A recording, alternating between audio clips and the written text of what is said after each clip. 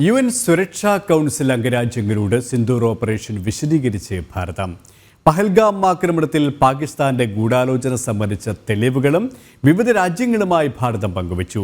UN സുരക്ഷാ council സ്ഥിരാംഗങ്ങളെയും തെരഞ്ഞെടുക്കപ്പെട്ട അംഗങ്ങളെയും ഭാരതം നിലപാടുകൾ ബോധ്യപ്പെടുത്തി.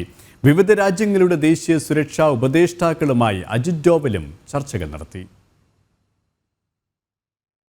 പഹൽഗാം ഭീകരാക്രമണത്തെ UN സുരക്ഷാ കൗൺസിൽ പ്രമേയം അപലപിച്ചിരുന്നു. തിരിച്ചടിക്കാനുള്ള അവകാശം തങ്ങൾക്കുണ്ടെന്ന് UN സുരക്ഷാ കൗൺസിലിൽ ഭാരതം അറിയിച്ചു.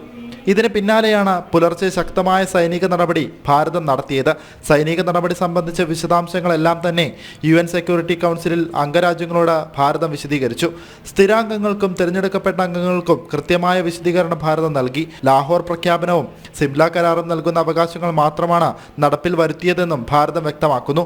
ഇന്ന് നടന്ന ആക്രമണം സംബന്ധിച്ച് UN സുരക്ഷാ കൗൺസിൽ അംഗങ്ങളോട് ഭാരതം വിശദീകരിച്ചു. പഹൽഗാം ആക്രമണത്തിന് പിന്നിൽ പാകിസ്ഥാനാണെന്നും അതിന്റെ തെളിവുകളും ഭാരതം സുരക്ഷാ കൗൺസിൽ അംഗങ്ങൾക്ക് നൽകി. ഭീകരതയെ പിന്തുണയ്ക്കുന്നവരെയും ഭീകരാക്രമണം നടത്തിയവരെയുമാണ് ആക്രമിച്ചതെന്ന് ഭാരതം UN സുരക്ഷാ കൗൺസിൽ അംഗങ്ങളോട് വിശദീകരിച്ചു. വിവിധ രാജ്യങ്ങളിലെ ദേശീയ സുരക്ഷാ ഉപദേഷ്ടാക്കളുമായും ഭാരതം ആശയവിനിമയം നടത്തി.